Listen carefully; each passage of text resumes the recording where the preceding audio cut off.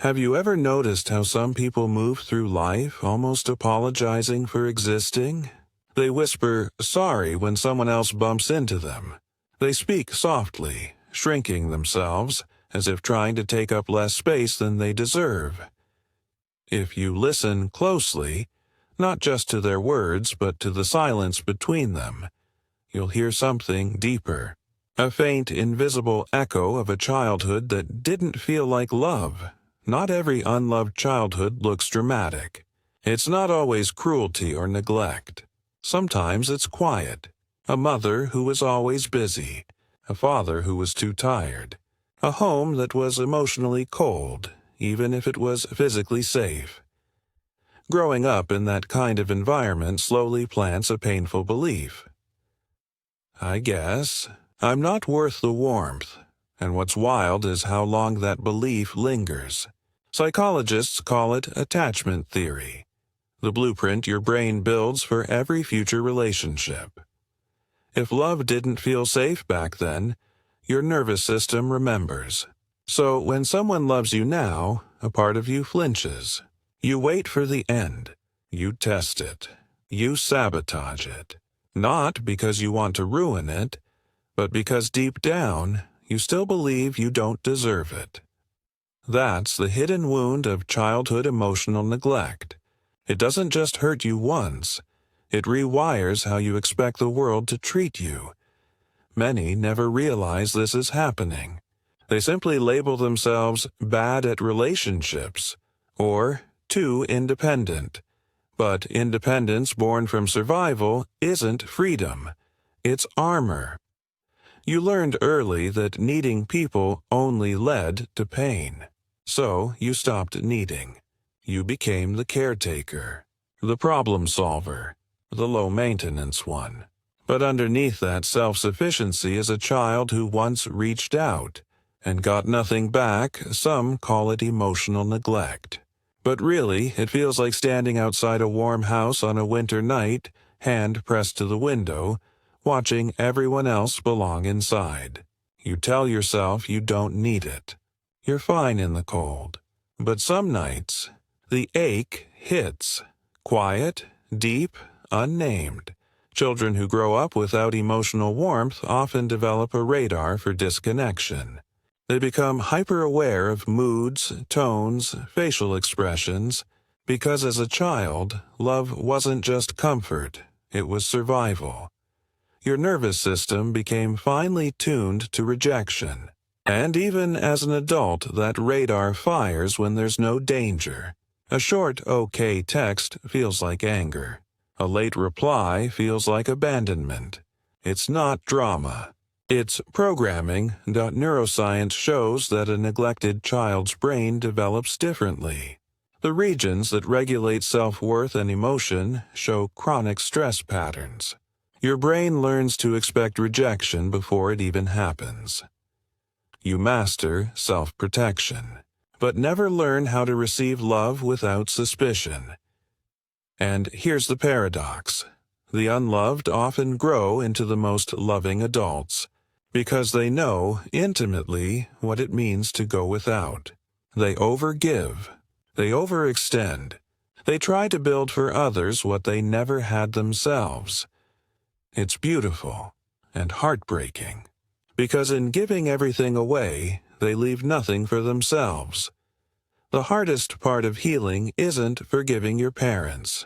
It's forgiving yourself, for believing it was your fault, for chasing love from those who couldn't give it, for abandoning yourself just to feel wanted. You weren't broken. You were adapting. Children don't stop loving their parents to survive. They stop loving themselves. You were born craving warmth, comfort, connection. When you didn't receive it, your mind made a rule. It must be because of me. That rule doesn't disappear with age. It hides inside your work ethic, your relationships, your achievements. You chase approval like oxygen. You perform. You please. You succeed, but beneath it all, you're not chasing success. You're chasing belonging. That's why you overthink every text, Why compliments make you uncomfortable. Why you downplay your pain with a quiet, "I'm fine." Because once upon a time, hiding your need for love kept you safe. But here's the truth. That emptiness you feel isn't proof that you're unlovable. It's proof that something essential was missing. That ache isn't weakness. It's your body remembering what you deserve. The human brain depends on love for healthy development. Harvard studies show that emotional attunement, eye contact, soothing, affection, literally shapes neural pathways for self-worth and empathy. Without it, the brain stays on high alert, always waiting for rejection. When you say, "I don't trust easily," or "I don't get attached," it's not a personality trait. It's a defense mechanism, but healing isn't about tearing down your walls overnight. It's about understanding why they were built and gently teaching your nervous system that love can be safe. It starts small. Receiving kindness without guilt. Letting silence exist without panic. Allowing love without assuming it's a mistake. It feels uncomfortable at first. Of course it does. To someone who never felt secure love itself can feel dangerous. But slowly, those moments of safety rewrite your old script. You realize love isn't something to earn. It's something to remember. It was always your birthright. You stop seeing yourself as broken. You see someone who survived. You stop chasing validation. You start noticing peace. And perhaps, for the first time, you stop asking, "Why didn't they love me?" And start asking, "Why did I believe that made me unworthy?" That question is where real healing begins. Because your personality isn't who you truly are. It's the map your younger self drew to survive. The perfectionism, the people-pleasing, the hypervigilance. It all made sense then, but now it's safe to outgrow it. Healing doesn't happen through logic. It happens through thousands of quiet, safe moments that teach your body it can finally rest. Someone listens without interrupting. A friend remembers something small you said. You comfort yourself instead of criticizing. And piece by piece, your nervous system starts to trust again. For some, this begins in therapy. For others, in quiet nights alone, finally facing their feelings. Sometimes it starts with looking at a photo of your younger self and whispering, "You deserved more." That's not weakness. That's reparenting. Yes, it's hard. The habits run deep. You'll want to apologize for existing. You'll minimize your pain. You'll doubt your memories. But every time you choose kindness toward yourself, you rewrite the story. Psychologists call this earned security, forming healthy bonds in adulthood through awareness and compassion, even if you didn't have them as a child. And when that happens, everything changes. You stop chasing people who treat you like a backup plan. You stop confusing chaos with connection. You value peace over performance.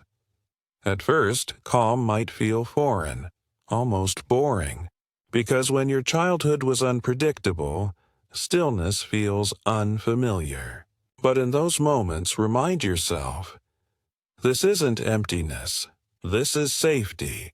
That's where self-trust begins. Where worth stops depending on who stays or leaves. Where love is no longer something you perform for. It's something you allow. Some people realize this late in life, after decades of chasing love through achievements, status, partners, and then one quiet night it hits them. They weren't chasing love. They were chasing proof that they were lovable. Painful, yes, but freeing. Because once you see it, you can stop running. You start seeing love not as something you must find, but something that flows through you when you stop blocking it. The people who couldn't love you were often repeating their own pain. This doesn't excuse it, but it explains it. and forgiveness becomes less about them and more about your freedom. You stop waiting for apologies. You stop replaying the what-ifs. You give yourself closure, and in that quiet miracle of healing, you become the person you needed when you were young. Because growing up unloved doesn't define you. It gives you a deeper understanding of love's value. You know the weight of its absence. So, when you finally create warmth, you treat it like something sacred. If this is your story, know this. You are not broken for craving love so deeply. That craving is the most human part of you. It means your heart remembers what it was made for. You were born to connect. You were wired for belonging. And nothing, no childhood, no silence, no neglect, can take that away. Maybe the person who finally sees and holds that child inside is you.